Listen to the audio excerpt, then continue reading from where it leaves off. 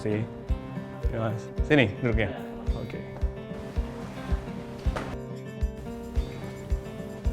Ada Mas Leo. Halo. Halo, Apa kabar? Mas. Baik. Gimana? Nice, man. Good. Gentleman experience-nya. Very good. Ini tadi pakai yang Thank you. ya? Kayak solid black. Itu wax based apa water based? Itu yang water base kita. Water based ya. So ini kalau kena cuci langsung ini ya, nggak Langsung lengket hilang. ya. Iya. I like water based better aja. Okay. I really like. Thank you.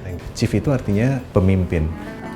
Awalnya kita memang kesulitan untuk mencari sebuah nama yang merepresentasikan dari bisnis kita. Akhirnya menemukan bahwa apabila seorang gentleman, dia mempersiapkan dirinya dengan baik, itu dia menjadi seorang yang punya jiwa kepemimpinan untuk dirinya sendiri. Outlet pertama kita itu di Jalan Senopati, dia namanya Commander in Chief. Senopati itu adalah pemimpin perang. Gitu. Jadi ya itu adalah kebetulan yang kita nggak bisa. Good man, very good experience. Thank you. Gua kan juga nikmat barbershop. Tapi kan there's so many barbershop in town kan. Iya. Jadi kayaknya perlu diferensiasi yang jelas sih untuk berhasil di bisnis ini kan. Iya. Tapi yang gue lihat pertama sih sebelum gue di cukur tadi ya, I think you pay attention to details gitu kan. Experience cuttingnya kan lebih ke SOP and also the barber ini juga ngerti demand dari customer yang sekarang. Ya. Did he ask you a question, what hairstyle you want? Definitely gitu kan. So many style kan. Yeah. Dan juga ya kayak tadi misalnya do you want a line ya, gue juga baru kayak wow oke. There's option. There's option for line ya oke. Yeah, it's quite ini sih refreshing. Yeah. Karena memang tergantung tempat di mana gue masuk. Kalau gue tahu gue nggak bisa demand itu ya gue nggak akan demand such things gitu kan. Cuman seems like di sini ekspektasi dari customer atau orang yang datang di sini dan juga you give an expectation yang juga quite high. Bisa dilihat lah dari detail misalnya interior atau mungkin dari selection the barber seat gitu kan yang gue perhatiin.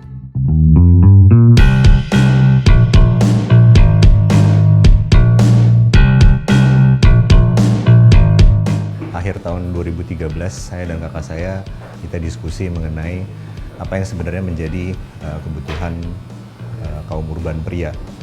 Di sana kita melihat bahwa pada satu sisi ada kebutuhan di mana pria-pria modern itu butuh treatment dan grooming yang pantas gitu buat mereka.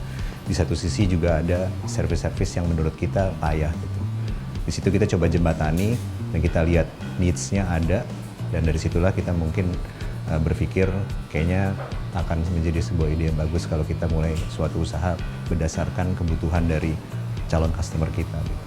Karena kita berangkat dari kebutuhan customer, terutama kaum urban pria. Yang pertama kali mesti kita approach itu adalah problem-problem yang mereka butuhkan. Yang pertama adalah lebih ke hygiene factor.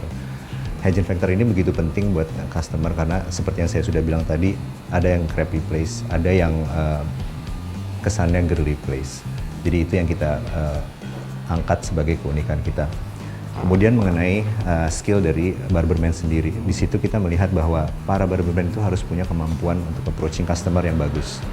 Dia harus bisa berinteraksi dengan customernya, dia harus tahu tren, dia harus tahu teknik, dia harus tahu bagaimana cara men-take care kebersihan alat-alat mereka supaya apa yang menjadi kebutuhan dari customer tadi bisa terpenuhi. Yang terakhir mungkin masalah tempat yang strategis untuk customer datang dan selain itu juga menjadi tempat untuk mereka nongkrong secara lifestyle terpenuhi. Awal masuk customer biasanya fasilitas yang mereka akan rasakan dulu adalah tempat harus enak buat mereka menunggu. Berikutnya memang yang esensial adalah traditional barbershop service, haircut, terus hot towel shave, pijat, keramas. Itu yang paling utama yang kita tawarkan untuk customer kita.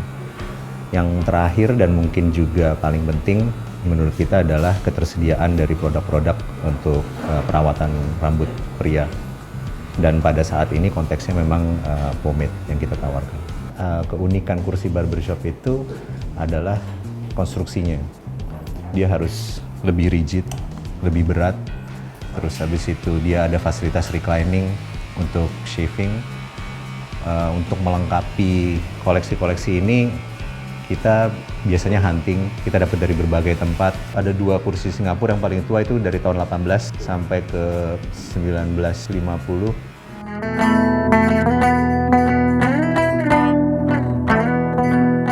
kalau kita mau bicara lebih lanjut, boleh nongkrong di coffee shop? Oh siap gue. Suka kopi juga kan ya? Very. Oke. Coba double espresso cappuccino-nya aja. Boleh.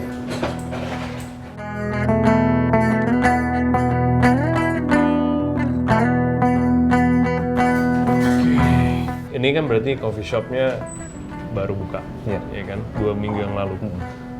The barbershop udah. Secara bisnis sudah 3 tahun. Apa di bisnis barbershop ini pemain yang awal apa yang kayak udah masuk ke wave? 2013 bisa dibilang new wave, tapi bukan new wave yang dimana semua orang mau buka barber. Oke, Waktu jadi itu. kayak masih early adopters ya, yang kayak baru ada segelintir aja barbershop, and then you decided to go into barbershop business gitu kan?